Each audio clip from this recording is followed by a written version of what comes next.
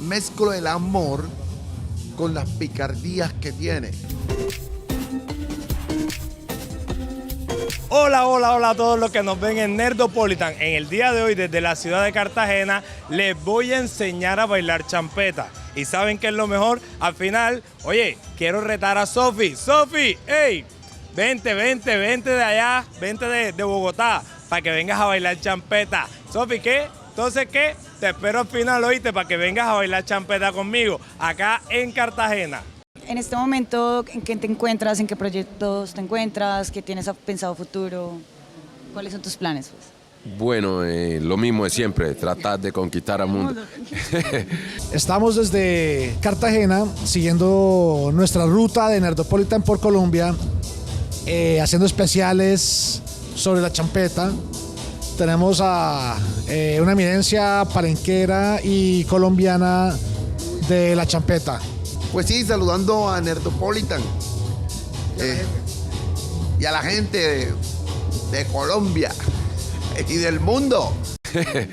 Tengo por ahí muchas ideas de canciones para grabar, que la iba a lanzar el año pasado, pero la persona con quien quiero trabajar este nuevo producto tuvo una calamidad familiar, y así que se postergó el proyecto, pero ya vamos nuevamente para encima, como decimos los champetúos, para hacer una nueva producción con canciones nuevas, con canciones que pondrán el dedo en la llaga, canciones que serán muy polémicas, pero que de alguna manera yo creo que van a ser un éxito rotundo, así que toca empezar por ahí. Claro que sí. Bueno, muchas veces la gente se queda corta, o es difícil que se inspire o sentarse a trabajar o encontrar una forma de crear una nueva canción o escribir un libro, o simplemente empezar con el proceso artístico. Por ejemplo, ¿tú qué le recomendarías a la gente que necesita ese pedacito de inspiración, ese pedacito de... solamente para empezar? Bueno, y si quieres continuar con terminar también, cómo terminas la obra de arte, hazlo también. Lo principal es que yo creo que hay que empezar. Yo soy artista plástico además. Entonces yo considero pues que a veces estamos bloqueados. A veces no encontramos la ruta. A veces no encontramos la idea. E incluso a veces tenemos la idea pero no sabemos cómo empezar. Pero hay que hacer un primer intento. Que a veces los primeros intentos pueden resultar infructuosos, pero hay que empezar por allí. A veces hay que empezar y aunque a la mitad nos demos cuenta que por ahí no es la ruta, tal vez, muchas veces hay que continuar, porque a veces es, por ejemplo, de la mitad hacia el final, o del primer cuarto hacia el final, donde nos va a parecer interesante la cosa, donde vamos a haber encontrado la ruta. Y entonces, aunque nos toque regresar al inicio para reorientar ese inicio, pero sí, hay que empezar, hay que darle fluidez a esa onda creativa que poseamos. A veces hay situaciones que nos hacen salirnos de esa dirección, pero debemos redireccionar lo que pensamos para entonces retomar nuestra digamos esa razón de arrancar una obra, el inicio de una obra en la rama que sea. Bueno, el gigoló, con mi historia personal, entre sí y si no. ¿Por qué digo entre sí o no? Porque cuando viene en persona a conocer sobre la cultura champetúa, este es mi punto de encuentro, el centro, la ciudad amurallada. Pero esta es una zona de tráfico de todo tipo de manifestaciones, tanto lo sexual, lo no sexual, hasta de droga. Entonces, ¿qué pasa? Que un amigo mío le preguntaron por mí y él dice, no, lo que pasa es que ahora Charles King anda de gigoló. Charles King y Ludwig Wapp. Ludwig es un guitarrista que venía a ser bohemio aquí, a hacer música por estos lados, y entonces nos encontrábamos y armábamos el combo y mientras yo daba mi entrevista y cosas así, después terminábamos enrumbados con la gente que hacía y En entonces, el pico. no tanto en el pico, abrimos estos espacios, los picos los dejamos para los domingos, pero siempre estábamos en este espacio donde estábamos instruyendo a la gente sobre champeta. Entonces, él empezó a decir que era gigoló, yo ni siquiera sabía que las personas que trabajaban sexualmente, en el caso de los hombres, le decían gigoló. Y empecé a investigar que sí, que bueno, ¿qué es lo que es un gigoló? No, un gigoló es una persona que se dedica a la prostitución y esa vaina. No, pero aquí yo no soy gigoló, pero como me ve aquí en este espacio, me está vinculando entre lo que tiene que ver con lo que posiblemente lo están haciendo. Sí. Y ahí fue donde se me nace la idea de hacer la canción, porque recordé una anécdota de un amigo que trabajaba vendiendo collares en las playas de Boca Grande, su nombre es José, y para lo de las temporadas que llegaban las canadiensas, él se dedicaba a conquistar canadienses. Entonces una vez recuerdo una expresión que dijo, las canosas pagan el 100% y las más jóvenes la mitad. ¿Qué cosa de la naturaleza te inspira más para componer una canción? De la naturaleza en sí. Bueno, básicamente a mí la relación de hombre y mujer o la manifestación del amor en sus diferentes manifestaciones, digamos, en su diversidad. Porque, por ejemplo, yo me he dejado influenciar por el amor, pero no, normalmente yo no escribo rosa. Yo mezclo el amor con las picardías que tiene.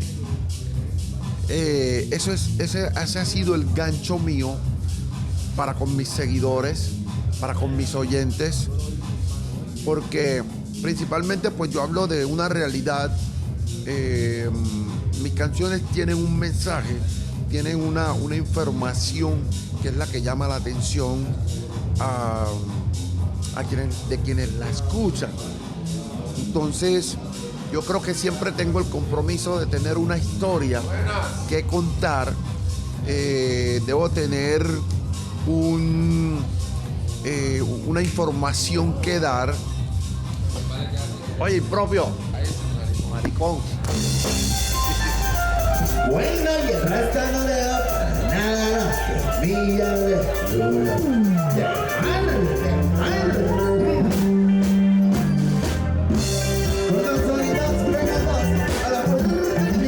Pero como la vacila ella con ese chocho que tiene en la falda. Ay. Las distracciones como esta interrumpen tu proceso creativo o cómo lo vuelves a implementar tu proceso creativo.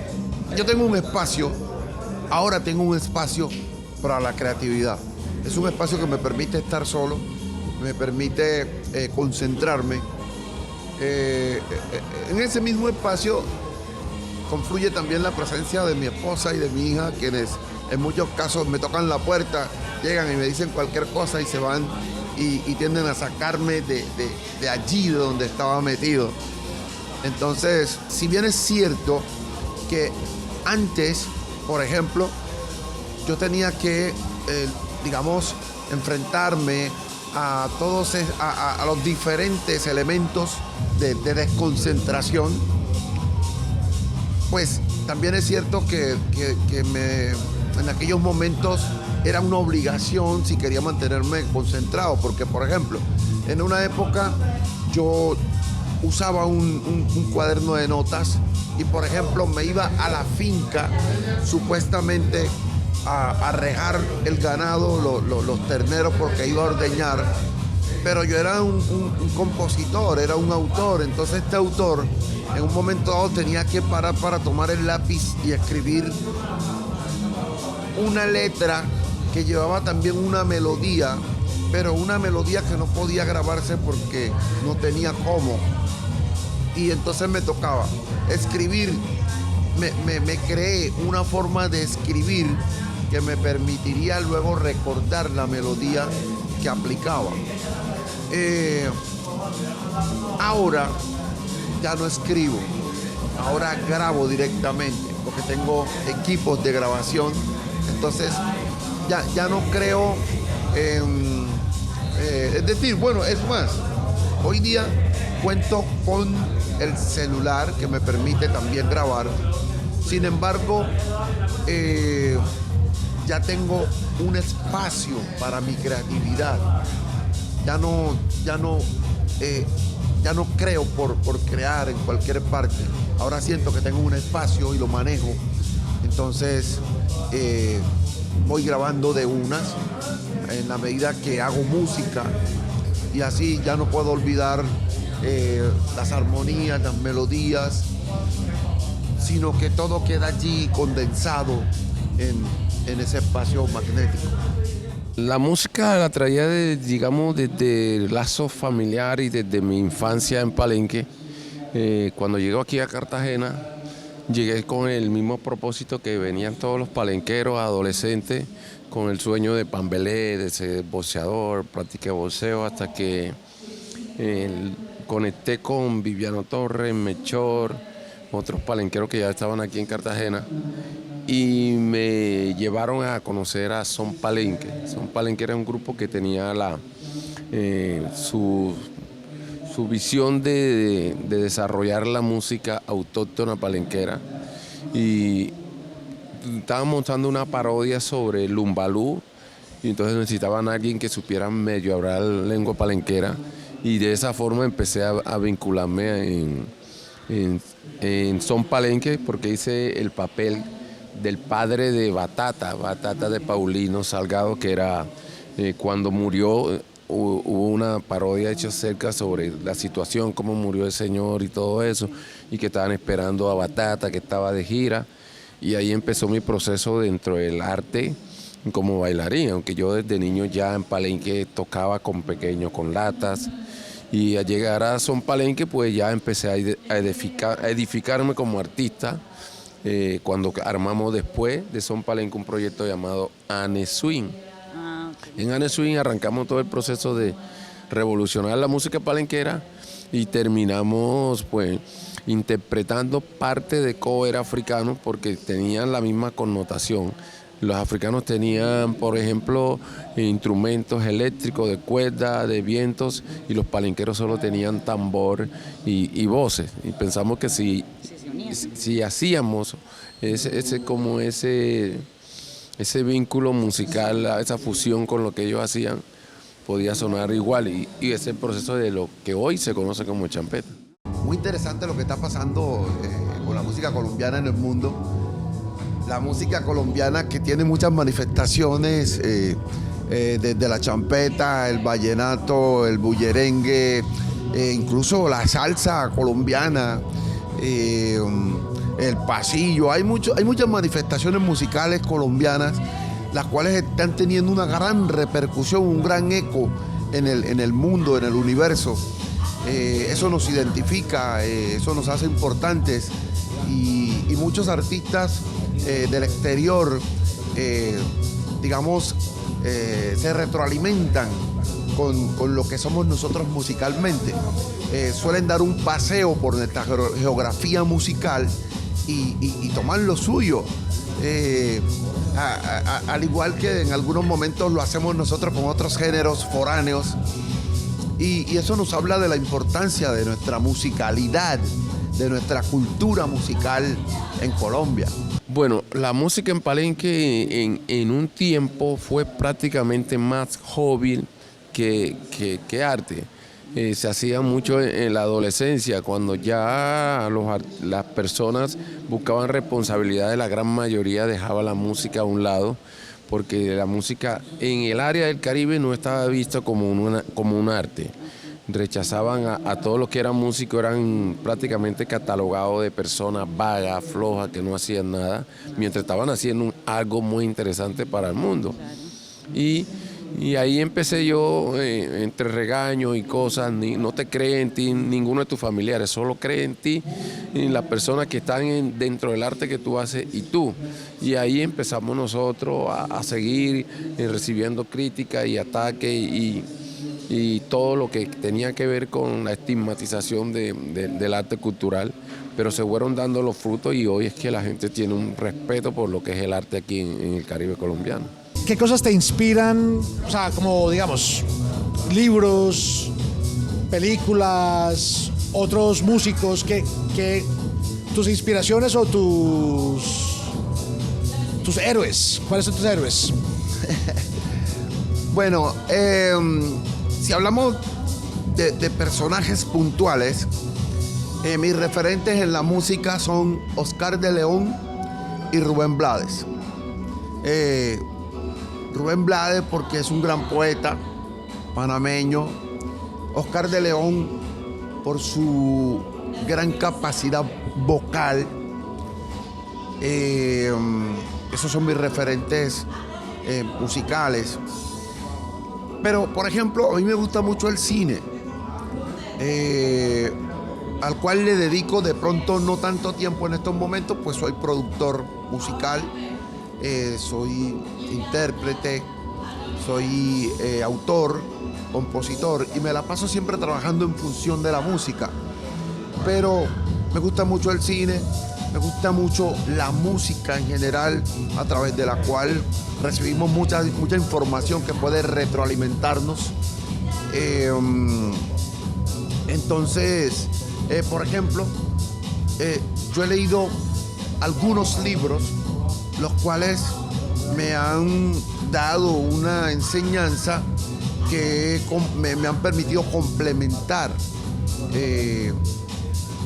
con la información que ya he tenido para enriquecer y crecer frente a mis escritos musicales.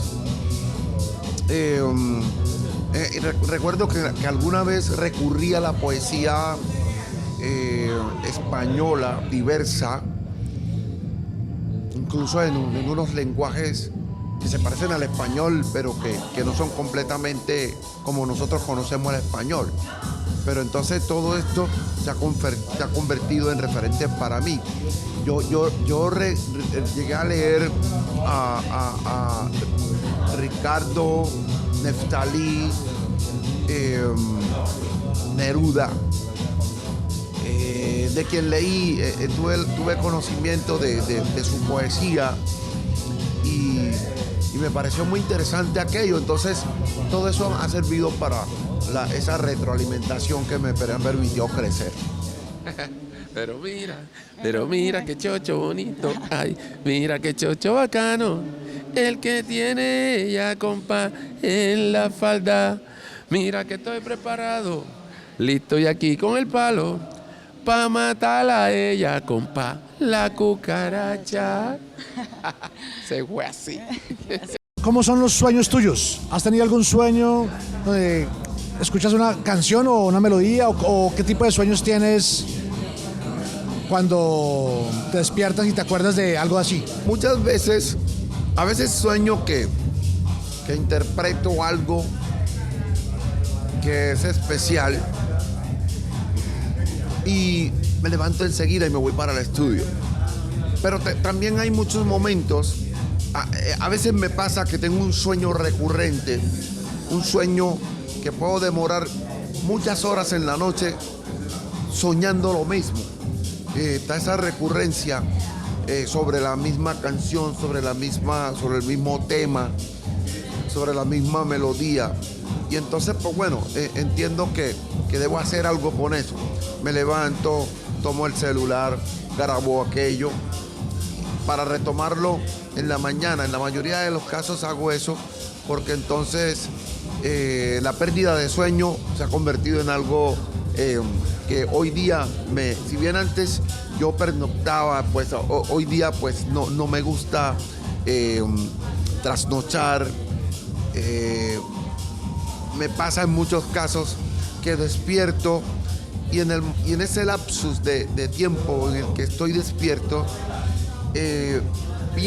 siento alguna melodía y me levanto, la grabo en el celular y muchas veces esta me gana, porque la idea es grabarla en el celular y volver a acostarme para retomar el sueño, pero me encuentro con que en muchos casos me gana la necesidad de continuar en ello. Entonces ya tengo que ir al estudio, retomar,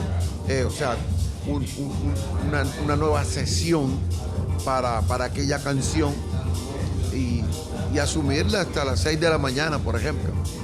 ¿Hace cuánto te dejaste crecer los dreads? Se dicen dreads, ¿no? No es rastas. Los dreads, se dicen dreads en lo inglés. Y en español es trenza, nada más, la misma cosa. Y pues tengo alrededor del 90, entrando a los 90, 92 por ahí, tengo ese cabello así. Lo repicaba un poco, pero igual lo tengo ahí cortico. Trenza larga, crecieron. Me creció más en pandemia, fíjate. En pandemia sí. La tenía como por acá y en pandemia creció todo esto que está acá. Ser champetúo es hacer parte de una cultura especial, una cultura que hoy por hoy no es solamente de negros, ni para pobres, por ejemplo. Porque tenemos que la champeta fue el resguardo, digamos, en la parte de diversión para nosotros, la gente de las barriadas pobres por ejemplo, de Cartagena o de mi Palenque. Nosotros tenemos una cultura la cual tiene que ver con nuestra manera de hablar, nuestra manera de caminar, de nuestra manera de vestirnos incluso. Digamos que ser champetúo se encuentra dentro de lo que nosotros cotidianamente vivimos. Es un estilo de vida, definitivamente.